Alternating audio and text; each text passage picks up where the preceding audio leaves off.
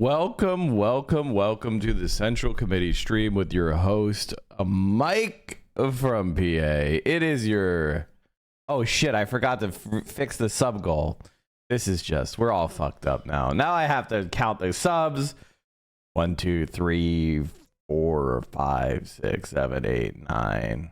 Okay, we're at 9. That's good. That's good. Sub goal. You know, it's Monday, chat. It's Monday. Oh, fuck. I have to... Son of a bitch. Okay. There we go. Okay. Awesome. Welcome, everybody. Welcome. Wow. What a weekend. What a weekend. Thank you, Roms. I am an omnivore. Flexi, Dude Control, Twilight Ball Scene. Thank you, everybody. Anyway, okay, it is Monday, October 21st, 2024. This is your host, Mike from PA. We are live once again on the Central Committee stream. And, wow. Ethan Klein is trying to get Twitch shut down. On Friday, we talked about Ethan Klein a little bit. If we just pop over to my VOD. Pop over to my VOD real quick.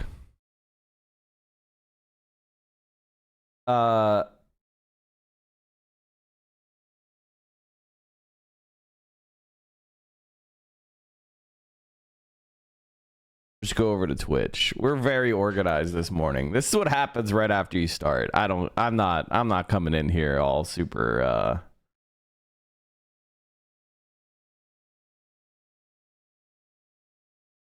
Oh, okay, there we go. Hey, Mike, what's up?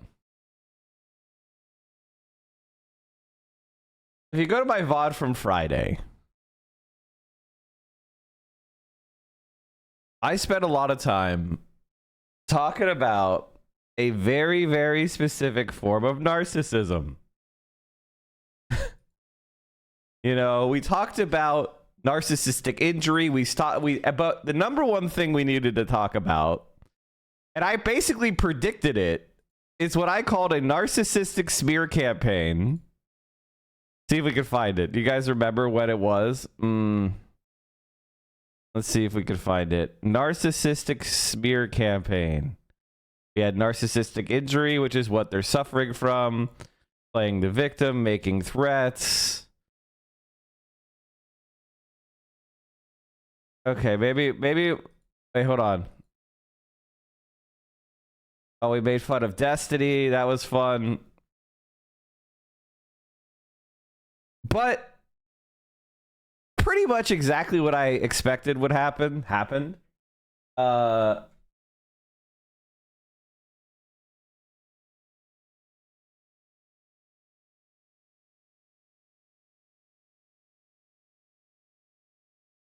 Ethan Klein and Destiny are doing their joint narcissistic smear campaign.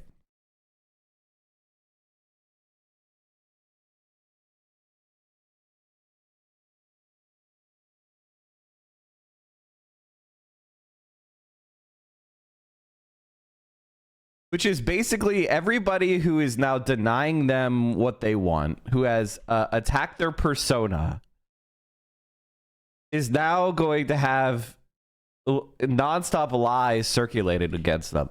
And here's how you know that Ethan Klein is a fucking scumbag. Is he lied on Frogan. He literally lied. Frogan did this cute little tier list about, you know, that was basically talking about some self-referential memes within her community and other, you know, stuff she's done with other creators. And Ethan was pretended that it was some sort of super anti-Semitic you know, tier list where she was trying to say that she hates Jewish people.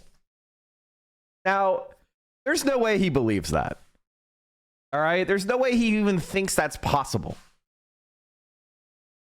They were literally condemning hummus.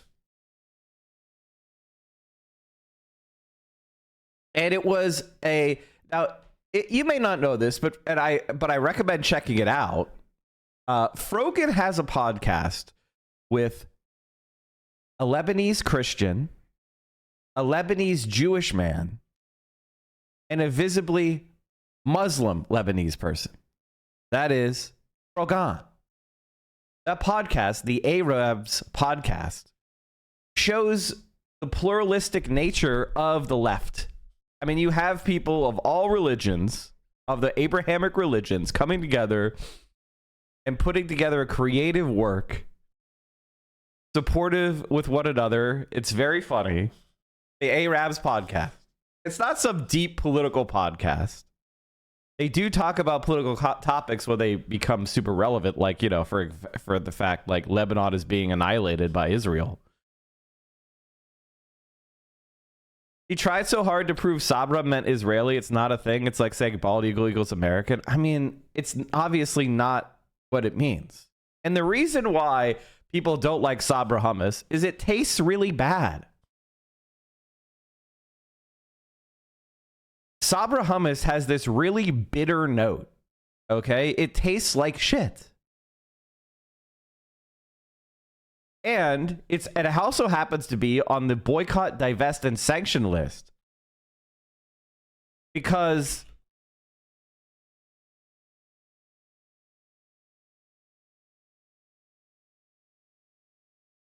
it is a product of settlers. Those are people who illegally go into the West Bank and steal land. Now, I've heard before that people like Destiny and Ethan Klein say that they don't support the settlements in the West Bank, except when people actually try to spread the idea of this company shouldn't be purchased because it works. It is a product of settler society. It's produced on settler land. Now suddenly they're saying it's anti-Semitic. So wait, do you support the settlements or not, Ethan? I'm confused. The abject failure of the government of Israel to uphold international law, evidenced by institutionalizing and enforcing of policies of discrimination against Palestinians. In response for this call for nonviolent protest, a growing number of campaigns in the U.S. and internationally are boycotting settlement products and calling for divestment from companies that profit from the illegal occupation of the West Bank.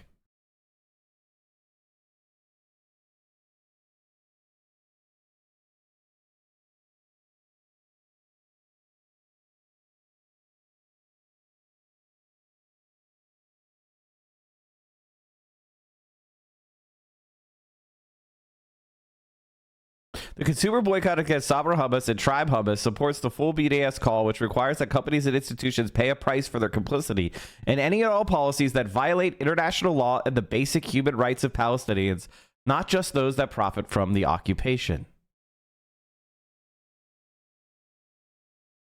Strauss, a prominent Israeli corporation, like most Israeli companies, supports the Israeli Defense Force.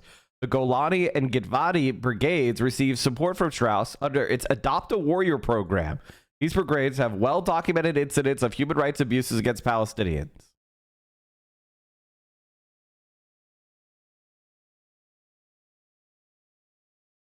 Osam, the owner of Tribe Hummus, supports and partners with the Jewish National Fund, thereby making Osam complicit not only in the occupation, but also well beyond, with his policies of colonizing Palestinian lands, which are then privileged for Jewish-only use. The JNF is among the bureaucratic mechanisms that institutionalize and make legal the apartheid system of land ownership within Israel.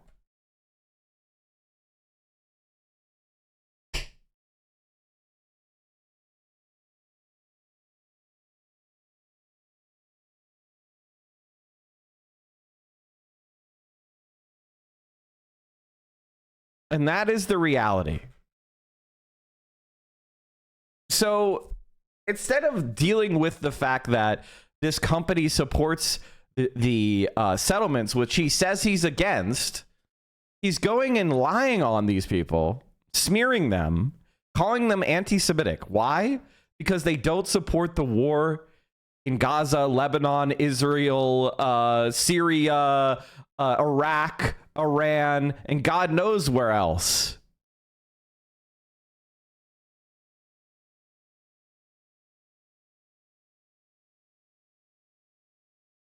spotting and dealing with a smear campaign by a narcissist. This is a well understood phenomenon within psychiatry, that these disgusting narcissists will, when you break up with them and no longer want to fuck with them, and they're mad about it, they will engage in a smear campaign. And what is a smear campaign? Basically, they lie on your ass. They take previous interactions that they've known about for years and they try to portray them in the most negative light. It wasn't even Froga that made the list. She just participated playing the game. It was the Jewish guy, Raf. So the fact that Ethan singled out Froga, the only visibly Muslim hijabi, is very telling that it's just Islamophobia. They found a Muslim woman that they can attack. It's the perfect combination for conservatives and incels. That's all that's happening here. Wow, chat, we have a level 8 hype train to start the week. That's what we like to see. I think it's more narcissism. He can't handle being disliked. I've been an H3 pod fan for a while, and I've never really seen him be blatantly Islamophobic. He's being Islamophobic because he needs to be in order to do his fucking smear campaign. A narcissist smear campaign is when a person with narcissistic traits or narcissistic personality disorder uses manipulative tactics to attack someone's character. They often do this by spreading false or exaggerated information to mutual friends or acquaintances, families, colleagues, and online communities. The narcissist's goal is to undermine the survivor's credibility and damage their reputation and relationships. This typically serves to elevate the narcissist's own status or retaliate against perceived slights. A narcissist may attempt to ruin the credibility of an employee or employer in response to being fired, a bad review, or perceived insult. For example, they may spread rumors about a colleague's incompetence or dishonesty or to discredit them or sabotage their career. This is literally textbook shit. This is textbook shit. Like, he is doing narcissism 101. And if you've seen it before, you know what it. Once you know about this kind of behavior and how it is an example of narcissistic traits, narcissistic personality disorder, you're going to start realizing, I should start taking smear campaigns with a grain of salt.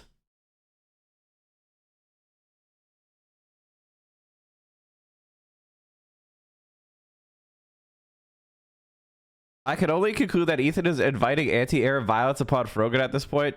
He knows what he's doing. She is a hijabi woman living in America and has spicy takes on American imperialism. By removing context from her clips and posting this with overlays that distort what she says even more, I can only see this as a deliberate attempt to incite violence and hate on a small Arab creator. I have no interest in criticizing what Frogan said publicly. That's ridiculous.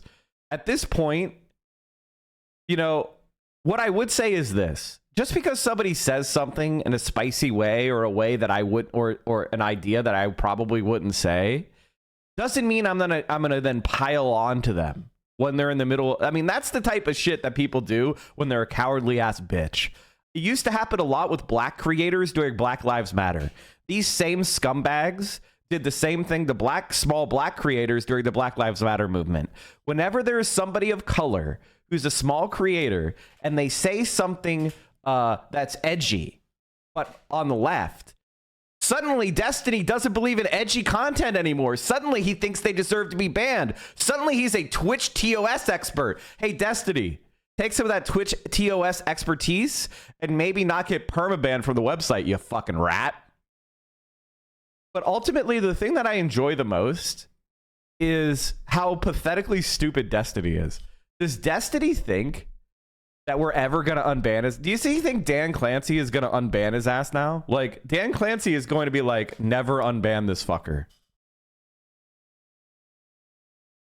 Because he's trying to, Destiny's community is trying to say that Dan Clancy is anti-Semitic. Dan Clancy is a lot of things. Anti-Semitic is one of the most laughably stupid things I've ever fucking heard. Yes, guys, an American CEO is an anti-Semite. Who works for Amazon and NASA. He was secretly harboring anti-Israeli sentiment this whole time. What a fucking scumbag. Why do they do this? It acts as a defense mechanism. They use smear campaigns to control how others view themselves and their victim. If a narcissist feels threatened by someone's action, status, or mere presence, they might use a smear campaign to preventively strike against those who believe they could expose their flaws and criticize them. That's exactly what Destiny does to me, because he knows he's a fucking fraud. And every time we had a debate, he was sitting there like, so now he spent 5 years trying to discredit me. Now, obviously it didn't work. My community grew 10 times from when he started these narcissistic smear campaigns, but it probably has damaged me in some ways. You know what I mean? Like, a lot of people who would be neutral toward me are probably anti-Mike because they saw some clip 8 years ago. I mean, excuse me, 4 years ago. And all that's happening is like Ethan is getting support, but it's really bullshit. It's not real support. It's just people brigading. It's just people brigading from Destiny's community to create the concept of support. But if you actually look at how his subscribers are doing, he's down another 10,000. Another 10,000 subs. Last 30 days, down 20,000. Video views nearing the lowest they've been. I mean, this is the time when people are watching news and politics more than ever, and this motherfucker's on the decline.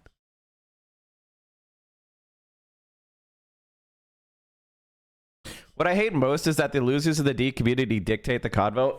The thing about Destiny's community is it's not very big, but it does have a lot of incels that spend 24 hours a day on the computer. So like having 1,000 incels that are insane and will do exactly what you want on the computer makes you look like you have an outsized community. But just imagine, think of Twitch. Think of like how many people are using Twitch. Think of the hundreds of millions of people that are using Twitch. Think of the 1,000 most toxic cucks. That's Destiny's community.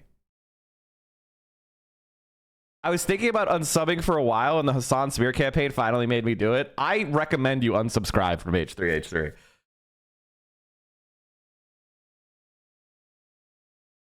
The guy should be, I mean, like, this is a good thing. The fact that he's just negative 20K in the last 30 days, this is good. This is good. It should be more. As far as I know, he used to be at 3 million, so he's down 160,000. I thought it was 150,000. It's now 160,000. Does anyone have like the all-time high of his subscribers?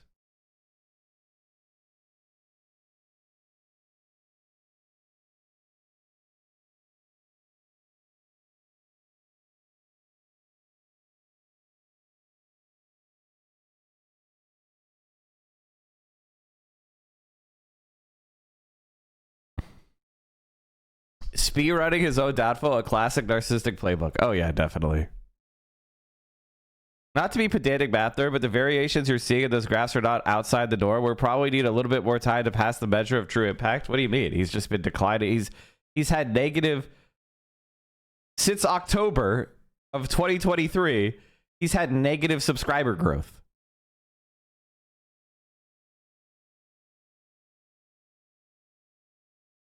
When he immediately started attacking Hassan, he immediately started to, you know, cry bully people and go, oh, yeah, there may be a lot of children being killed. I wish I could show you the results of American policy in Israel. I wish I could show you the gore.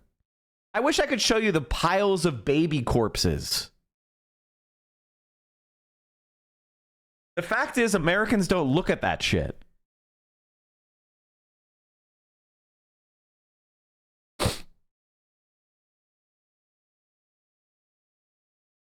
And so it's all just hypothetical.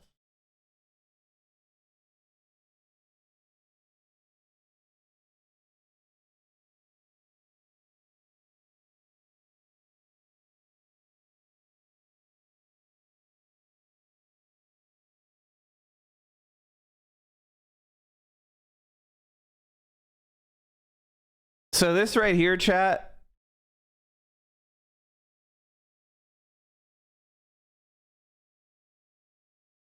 This was the Hassad Abi leftovers. The leftovers rise. And then